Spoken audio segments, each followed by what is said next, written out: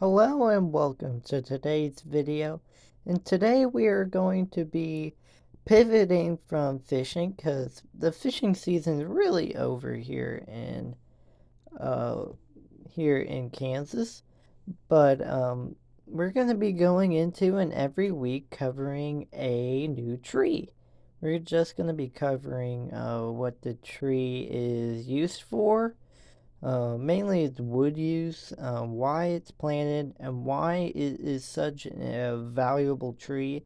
And finally, we'll go over what the tree looks like. So, the tree this week, this book is by National Geographic, by the way. It's just a pocket guide, has 160 species in it, has a photograph and illustration of each tree and shrub you want to look at, and has nice handy identification tips. So it is a really good book. Highly recommend this book, and we're going to be referring to it every week for a new tree. This week's tree will be none other than the silver maple. The silver maple is an interesting tree because it can have a maximum height of 98 feet. Its trunk and the trunk can often branches low, so there's a nice picture of it in like spring and summertime. That's what the tree will look like. Its leaves are about 7 to 8 inches long. That's what the leaves look like. And also produces the largest helicopters of any maple. So, if you don't know, all maple trees produce helicopters. This one produces helicopters that are about 4 to 5 inches long. So, for reference, that's about that long. So, it's found in eastern U.S., mainly like east of the Rocky Mountains. You can find this tree growing pretty much everywhere. It is, like the text says there, it is a abundant tree, grows in wet lowlands, and is related to the red maple, which is on the next page.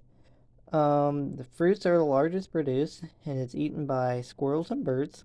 This tree is planted widely because it's honestly a really attractive street tree.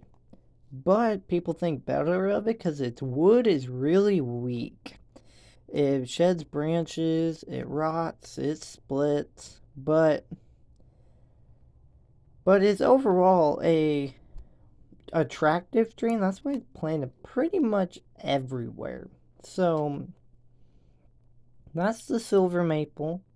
Height of 98 feet. Can have a trunk diameter of anywhere from 1 to 2 feet. This tree can live to about 80 years. It's wood. I have some wood actually in our firewood collection. It is white. It's just a solid creamy white in color. So we're just gonna get outside here and look at a real silver maple. But here's the catch: it won't have any leaves on it. So that's what the leaves look like, and it won't have any seeds on it. But we're just going to look at a real silver maple, look at some key properties of it, and make sure that when you're looking at a silver maple, you identify it properly. Okay, well, this is our silver maple. Um, it's a relatively It's a young silver maple. It's not a fully grown one yet. But you can see it's pretty much lost all its leaves. We're here in the dead of fall. But you can see it still has some of its leaves left on it here. That's what the leaves look like. But they turn yellow in the fall. This would be about a dark green on top. But on the back it would be a silvery, hence its name. But since it's fall, it's turned yellow. And pretty much all of them have fallen to the ground at this point. This one actually is unique and has 3 trunks coming up from the center of it. Both are pretty decent sized. See, they're bigger than my hand. This tree roughly grows about, can grow anywhere from 4 to 6 feet a year. But once it hits maturity, it'll grow about a foot a year. This is what new growth looks like. Still bendy. Still has some buds on it. The bark of the tree is relatively smooth. It has these nice silvery blotches in it when it's young. But as this tree ages, it'll get more flaky bark, I guess you could say. And it'll kind of start peeling off in strips. This tree here is about, say he's at least 40 feet tall. So he's overall a pretty nice tree. This tree's had some history too. These trees are very resilient. Will come back from anything. This tree at its early life, I don't know if you can see down there, but there's a little stick that's about this long. When this tree was young, that little sprout was the main part of the tree. But then something happened, a deer came and ate it.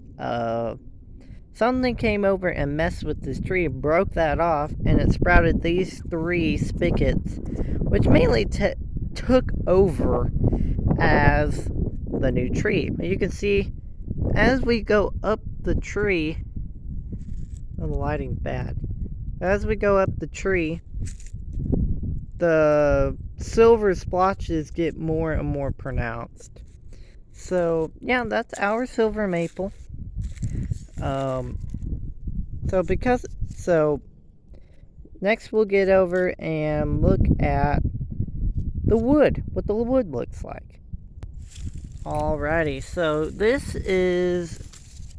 piece right here is a relatively old piece of silver maple,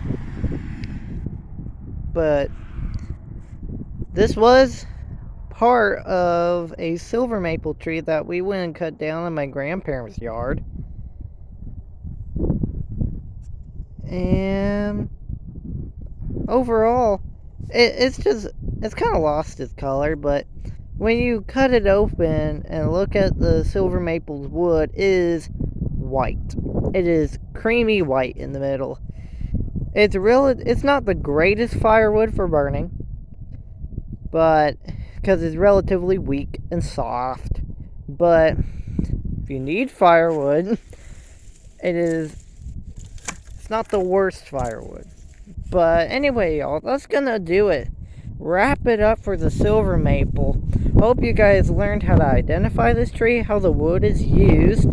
The wood is used mainly for firewood because it is so weak, but it's also used in pulp and crates and plywood and stuff like that. But other than that, that's all the wood is used for. Anyway, y'all, I hope you guys enjoyed. Leave a comment down below what tree should we cover next week.